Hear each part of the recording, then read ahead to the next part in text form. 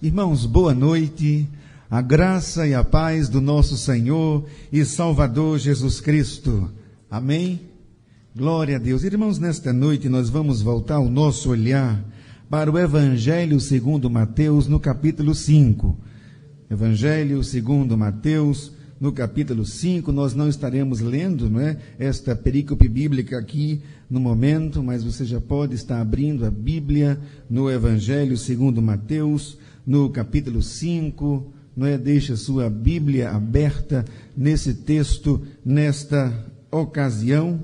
Sabe, irmãos, hoje nós vamos recordar as palavras do nosso Senhor e Salvador Jesus Cristo no texto bíblico conhecido como o Sermão do Monte, conhecido também como as bem-aventuranças. Queridos, este grande sermão tem a ver com a vida do reino. Daí o título da nossa meditação desta noite, os cidadãos do reino. Sabe, mas que reino é esse? E eu respondo, é o reino que Jesus havia inaugurado durante o seu ministério terreno. Sabe, as éticas desse reino eram assim imediatamente aplicáveis aos seus discípulos. Isto é, eles deveriam viver de acordo com a ética do reino, ainda neste mundo que jaz no maligno. Sabe, irmãos, diante desse fato, surge apenas uma pergunta para a nossa reflexão. O que significa ser um cristão no mundo pluralizado? O que significa ser um cristão no mundo secularizado? Sabe, as palavras de Jesus nesta perícope bíblica têm muito a nos ensinar sobre a questão da pluralização e da secularização dos últimos dias. Então, meditando nesta passagem, nós podemos aprender várias coisas. Nós podemos aprender o que significa ter um caráter cristão. Nós podemos aprender com quem o cristão se parece. Com quem você se parece? Você se parece com Jesus Cristo. Amém? Nós podemos aprender nesta perícope bíblica com quem o cristão se parece, entre tantas outras coisas que nós podemos aprender. Sabe, aqui Jesus tem muito que nos ensinar. No Sermão da Montanha. Aqui o Senhor nos dá, irmãos, um retrato da vida do reino. Isto é, como é a vida daqueles que são membros, daqueles que são povo do reino de Deus. Sabe, daqueles que são governados por Deus em seus corações. E por isso agora eles são cidadãos do reino. A pergunta é, Jesus governa o teu coração? Jesus governa a tua vida? Jesus governa os teus planos? Jesus governa a tua família? Sabe, aqui Jesus aborda a questão do caráter. E sobre caráter nós temos que conversar. Porque existem muitos cristãos que não têm caráter. Mas Jesus nos ensina a ter caráter cristão. Até porque os cidadãos do reino, irmãos, precisa de qualidades celestiais. Sabe, irmãos, aqui Jesus, ele não está exaltando, os ensinamentos sobre ética. Muitos pregadores, quando leem o Sermão do Monte ou o Sermão da Montanha, valoriza muito a questão da ética, mas Jesus não está aqui, supervalorizando, ele não está aqui exaltando sobre ética. Mas Jesus aqui neste texto, ele está nos ensinando sobre o caminho da vida. Jesus está nos ensinando, irmãos, sobre o caminho da santidade. Jesus, irmãos, ele não é apenas aquele que ensina. E aquele que ensina é professor, correto? Aquele que ensina é mestre. Mas Jesus não é apenas aquele que ensina. Ele não é apenas o nosso mestre. Temos que ter a convicção que Jesus é o nosso Salvador, que Jesus é o nosso Redentor. Temos que ter isso muito bem, essa informação muito bem lúcida no nosso entendimento.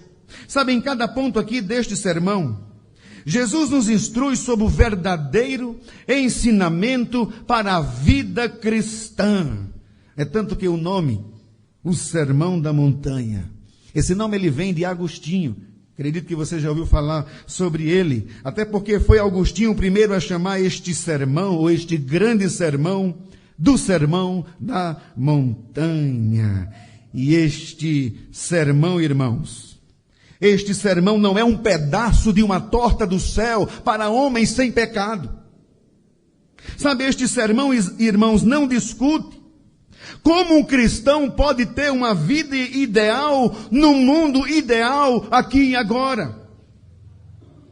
Mas este sermão, o Sermão do Monte, trata-se de como um cristão vive a vida do reino aqui e agora no mundo caído, no mundo que jaz no maligno, no mundo que está em pecado, no mundo que não brilha, e se brilha, é o brilho de Cristo na vida dos crentes.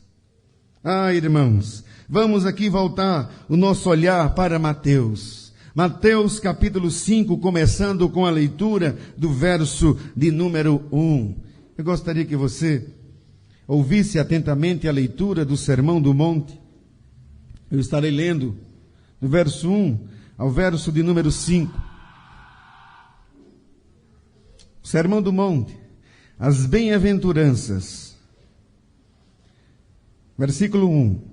Vendo Jesus as multidões, subiu ao monte e, como se assentasse, aproximaram-se os seus discípulos e ele passou a ensiná-los, dizendo: Bem-aventurado os humildes de espírito, porque deles é o reino dos céus.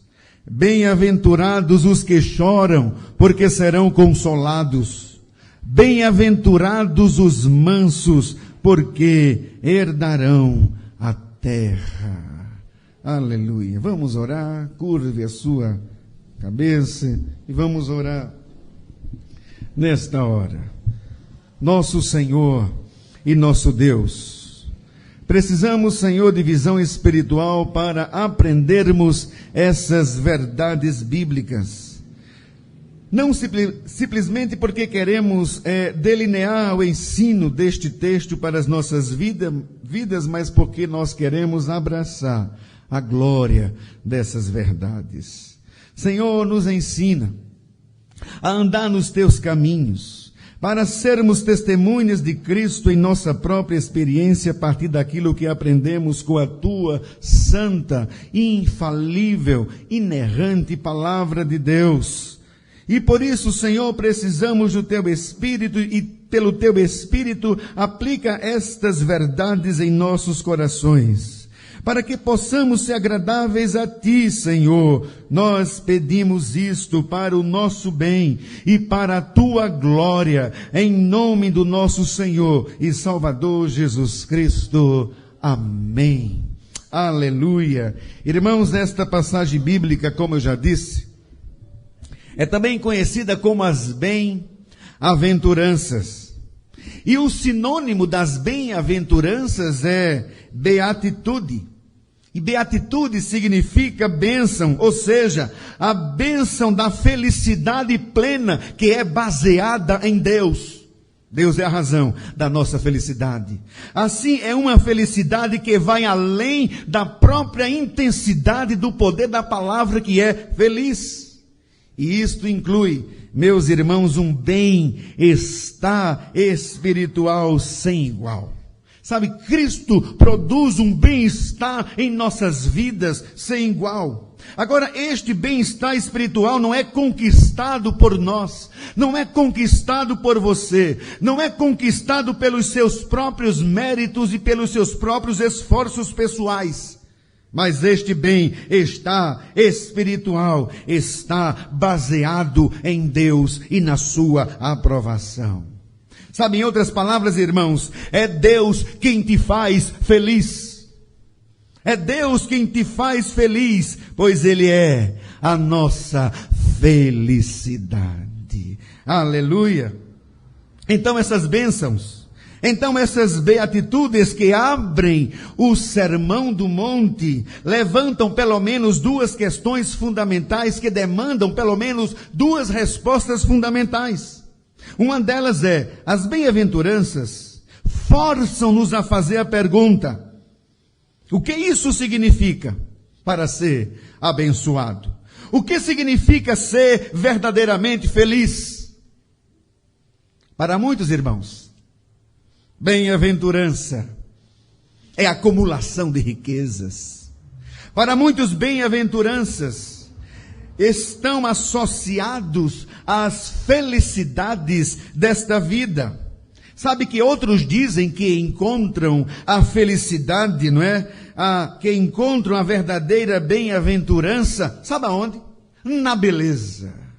Muitos dizem isso, que encontra esta bênção na beleza quando se tornam assim atraentes, não é? Uns para com os outros. Outros dizem que encontra a bênção da bem-aventurança no sucesso profissional, que encontra na posição que possui, no status ou na influência social alcançados na vida. Neste texto aqui, irmãos, Jesus ele está, olha como eu gosto de Jesus, Jesus ele está desenganando os seus ouvintes, desenganando sobre a verdade de que as bem-aventuranças podem ser achados nessas coisas. E ele está desenganando os seus ouvintes. Aqui Jesus ele está embatendo as multidões quando ensinou que aquele que é verdadeiramente bem-aventurado é aquele que tem um relacionamento correto com Deus. Você quer ser feliz? Você é feliz? Para ser, irmãos, é preciso ter um relacionamento certo, um relacionamento correto com Deus. Então, o que significa ser verdadeiramente abençoado? Verdadeiramente abençoado é ter riquezas. Verdadeiramente ser abençoado é ter posses, é ter influência, é ter poder. Não, irmãos. Ser verdadeiramente abençoado é ter um relacionamento certo, um relacionamento correto, um relacionamento verdadeiro com Deus. Sabe, aquele que está em comunhão com Deus, através de Jesus Cristo, é aquele que é abençoado. Aleluia! Sabe, irmão, se você não tem bens materiais, se você não tem riquezas, e ainda assim tem um testemunho, ainda assim tem uma comunhão intensa, uma comunhão verdadeira com Deus através de Jesus Cristo, você é mais do que feliz.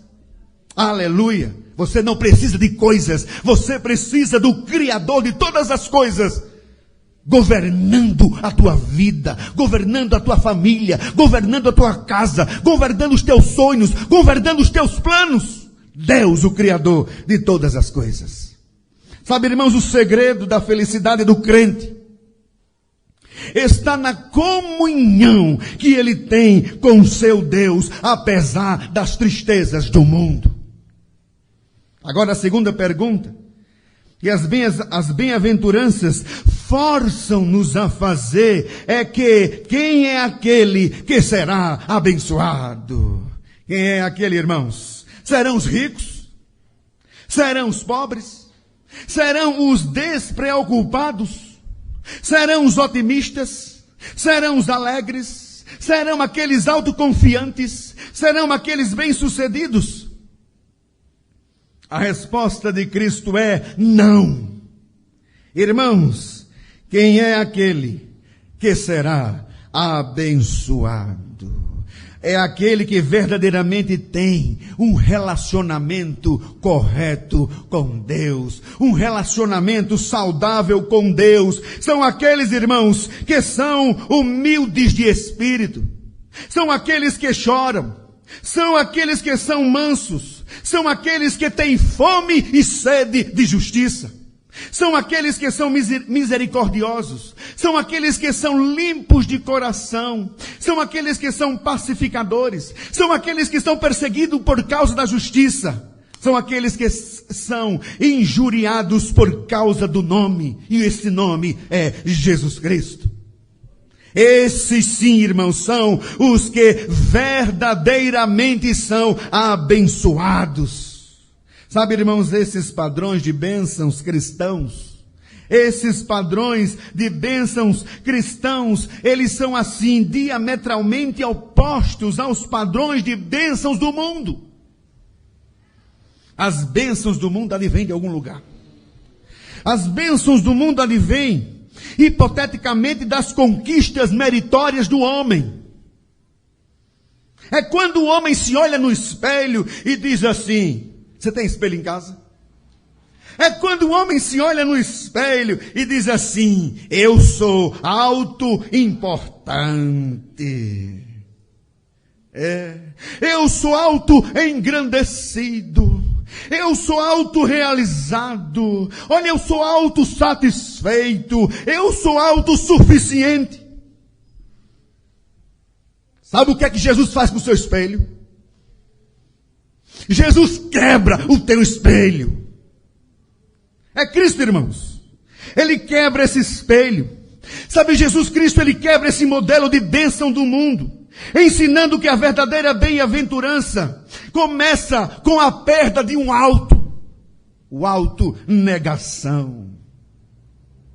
E ainda neste evangelho, no capítulo 16, versículo 24, disse Jesus aos seus discípulos: se alguém quer vir após mim, a si mesmo se negue, tome a sua cruz e siga-me. Aleluia! Então você sabe o que é ser verdadeiramente abençoado agora? Ser, irmãos, verdadeiramente abençoado. Ser, irmãos, verdadeiramente feliz. Ser, irmãos, verdadeiramente satisfeito. É saber que Cristo é quem nos abre o caminho das bênçãos destas bem-aventuranças. É Ele que abre o caminho. Então, a partir dessas verdades, eu quero olhar com vocês nesta noite para as 3 primeiras bem-aventuranças descritas neste texto bíblico. Então, em primeiro lugar, eu posso afirmar que os cristãos são chamados para uma vida de humildade, para uma vida de pobreza em espírito e não em espiritualidade. Ouçam o que diz o verso 3. Bem-aventurados os humildes de espírito, porque deles é o reino dos céus. Aqui, irmãos, Cristo está se referindo a alguém. Cristo está se referindo àqueles que fazem parte do seu reino. Cristo está se referindo aqui aos cidadãos do reino. E os cidadãos do reino possuem, assim, qualidades específicas do reino de Deus. E o verso 3 de Mateus 5 assinala uma dessas qualidades, que é a humildade. Qual é a qualidade? É a humildade de espírito. Sabe, irmãos, o mundo diz exatamente o oposto. Sabe o que é que o mundo diz, Light? O mundo diz assim: bem-aventurados são os arrogantes de espírito. Mas Jesus diz: bem-aventurados são os humildes. Sabe, no olhar de Lucas, o olhar sobre as bem-aventuranças, no olhar de Lucas 6:20, uma dessas qualidades é a pobreza. O texto diz: bem-aventurados vós os pobres, porque vosso é o reino de Deus. O mundo diz exatamente o oposto. O mundo diz, irmãos, bem-aventurados são os ricos.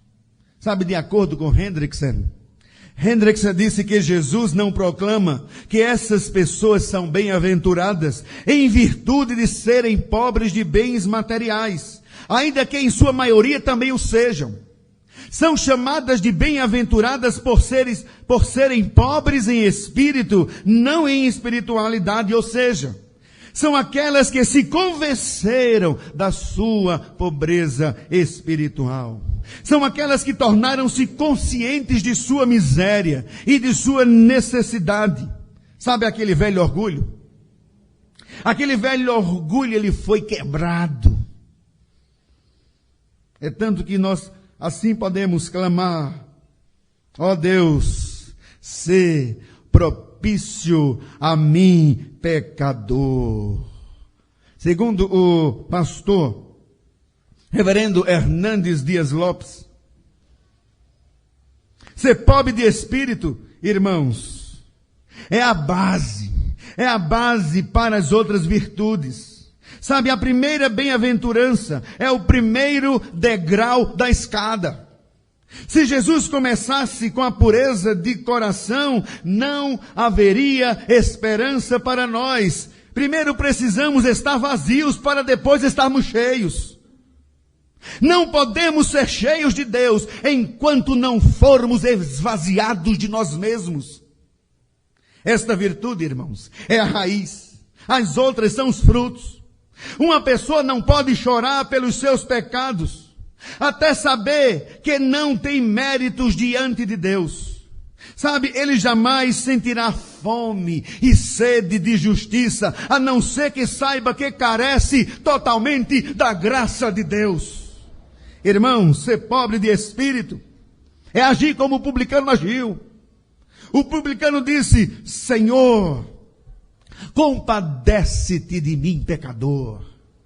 João Calvino, ele disse: só aquele que em si mesmo foi reduzido a nada e repousa na misericórdia de Deus é pobre de espírito. Moisés disse: Senhor, quem sou eu? Eu não sei falar. Isaías clamou: ai de mim, estou perdido. Pedro gritou: Senhor, afasta-te de mim, porque sou pecador. Paulo clamou: miserável homem que sou. Irmãos, ser pobre de espírito é expor as suas feridas ao óleo divino de Jesus Cristo. Se uma pessoa não é pobre de espírito, ela não acha sabor no pão do céu, não sente sede da água da vida. Ela começa a pisar nas riquezas da graça. Ela começa a não desejar a redenção, nem ter prazer na santificação. Sabe, irmãos, se somos humildes, se somos pobres em espírito e não em espiritualidade, devemos testemunhar da graça extravagante do nosso Senhor e Salvador Jesus Cristo, derramada sobre aqueles que têm as qualidades do reino, sobre os eleitos, aqueles que tiveram as suas vidas transformadas, aqueles que foram selados pelo Espírito Santo.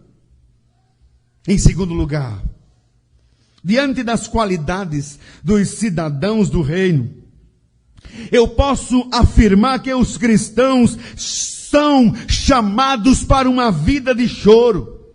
Os cristãos são chamados para uma vida de lágrimas sobre o seu pecado, ou seja, os cristãos são chamados para uma vida de arrependimento.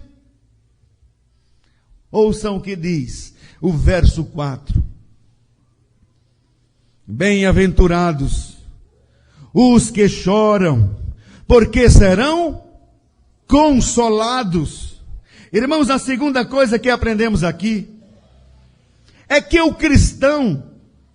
os cristãos do reino devem chorar por causa do pecado e por causa do mal, especialmente pelos deles mesmos. E eles são chamados a uma vida de arrependimento. Sabe, os cristãos do reino agem assim, porque os cristãos do reino são angustiados por causa do seu pecado. E porque reconhecem a sua falência espiritual. A palavra usada aqui por Jesus Cristo, no grego para choro, significa pantoteis, que significa lamentar, que significa prantear pelo morto. Você já pranteou por algum morto? Já chorou? Algum morto? Que dor incrível essa. Então a ideia aqui é que Jesus está de luto.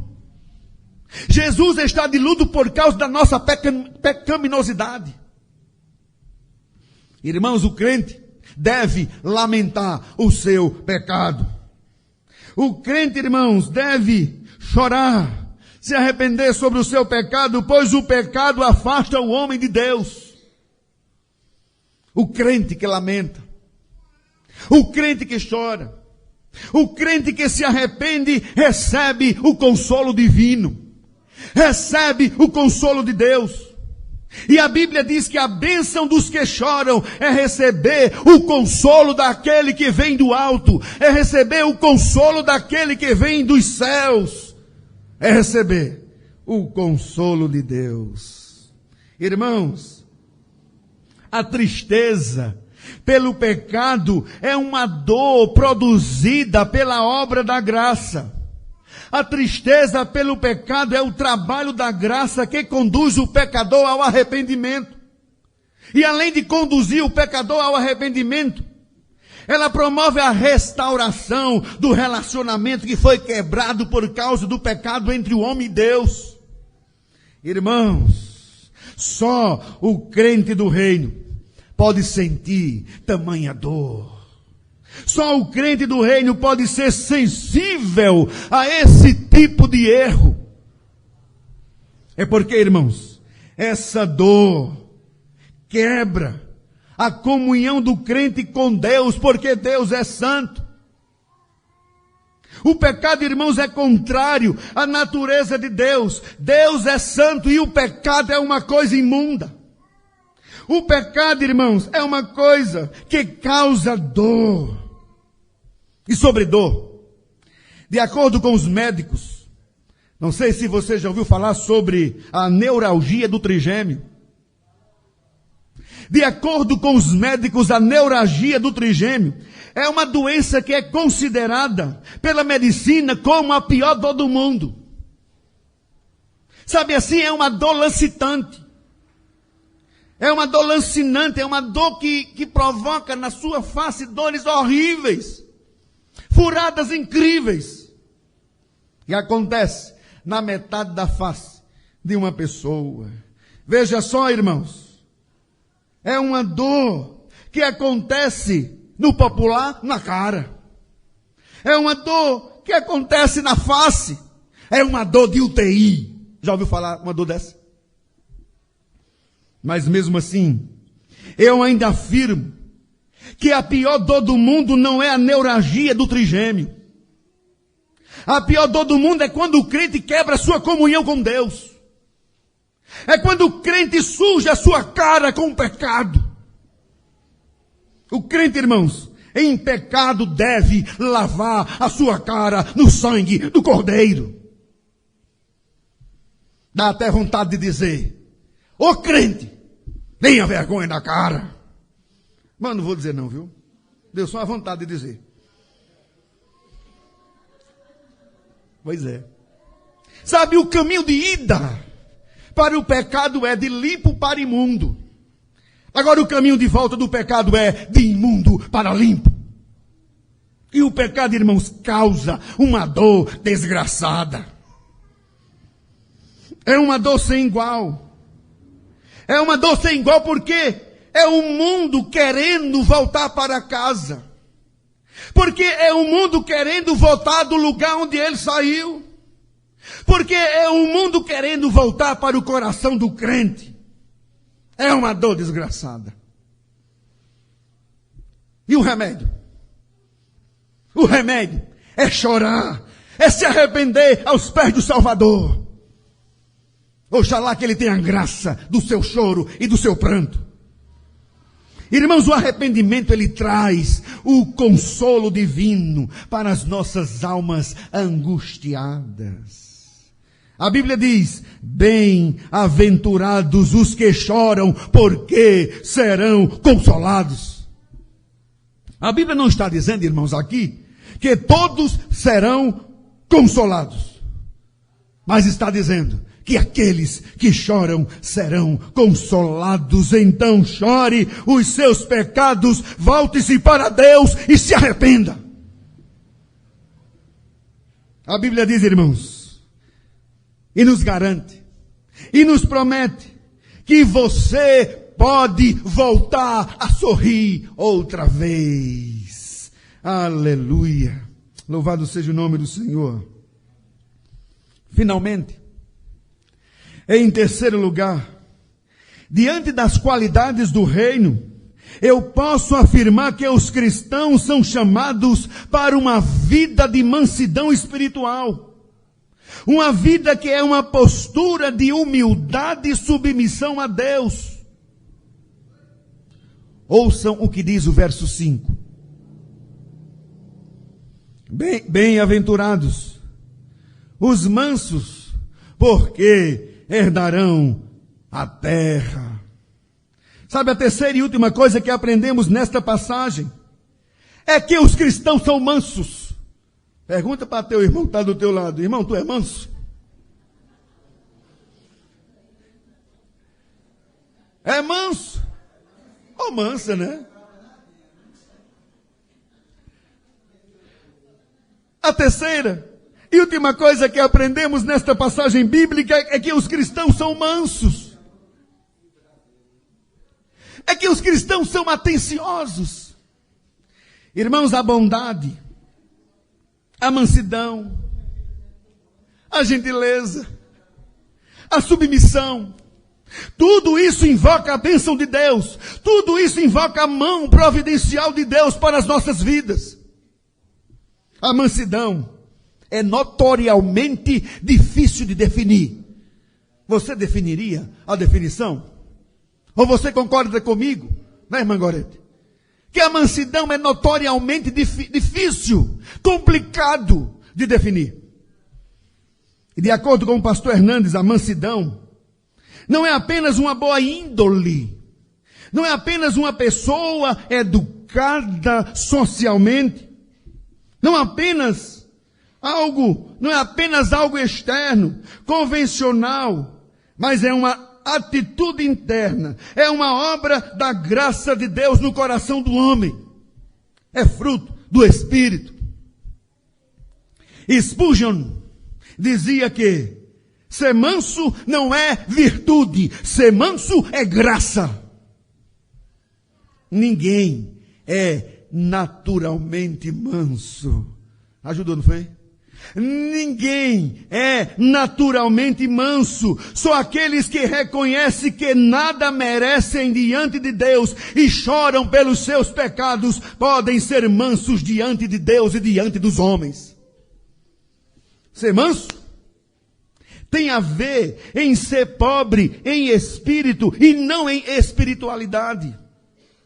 A mansidão na vida do crente é o trabalho da graça de Deus em seu coração. Coração às vezes nervoso, coração às vezes agitado, coração às vezes ansioso, coração às vezes frenético.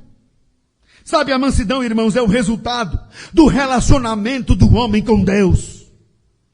E nós temos um exemplo de um homem que foi manso e humilde de coração. Quem ele é? Certa resposta. Jesus Cristo, irmãos, é este homem. Quando ele foi injuriado, ele não revidou com injúria. As palavras de seus inimigos foram mais amargas do que o fel que lhe deram na cruz. Mas as palavras de Cristo foram mais doces do que o mel, porque foram palavras de perdão e arrependimento, perdão e salvação. Então, qual é a bênção neste caso? Qual é a bênção neste caso? A bem-aventurança, irmãos, neste caso é herdar o quê? Herdar a terra. Esse é o cumprimento total da profecia feita a Abraão, a quem Paulo em Romanos 4:13 chama herdeiros do mundo. Os mansos são aqueles que são herdeiros do mundo, são aqueles que herdarão a terra. Os mansos são crentes satisfeitos. Você é satisfeito em Deus? Amém? Os mansos são aqueles contentes em Deus. Você é contente em Deus? Você é feliz em Deus? Ah, irmãos, os mansos nada têm, mas possuem tudo. Possuem a maior riqueza, o maior tesouro, Jesus Cristo. Aleluia. Sabe, Paulo disse, entristecido mas sempre alegres. Pobres, mas enriquecendo a muitos. Nada tendo, mas possuindo tudo. O apóstolo ainda disse: eu aprendi a viver contente em qualquer situação. A minha pergunta é: você está contente em qualquer situação? Na riqueza, na pobreza, na doença, ou na morte, ou até que a morte nos separe? Você está contente em qualquer situação? Ou é daquele que murmura o tempo todo? Ah, irmãos, eu aprendi a viver contente em qualquer situação. Em tudo posso naquele que me fortalece. Mesmo manso é assim, irmãos. Manso é cidadão do reino. Manso é filho de Deus. Manso é herdeiro de Deus e co-herdeiro com Cristo. Manso é aquele que não herda apenas a terra. Manso é aquele que herda também o céu. Vamos voltar para casa? Aleluia. Andrei. Manso é aquele que tem a terra apenas como a sua casa de campo. Você tem uma casa de campo? Você tem uma casa de inverno? Manso é aquele que tem a terra apenas como uma casa de campo, apenas como uma casa de inverno, mas tem no céu uma mansão permanente. Tem no céu uma mansão eterna, não feita por mãos humanas, mas feita pela mão de Deus, o arquiteto da criação. Aleluia. Irmãos, que é o nosso Deus, que é o nosso Salvador Jesus Cristo, nos ensine a ser humildes de espírito. Nos ensine a chorar pelos nossos pecados. Que nos ensine a sermos mansos espiritualmente em Cristo Jesus. Amém? E o Senhor nos abençoe. Em nome de Jesus.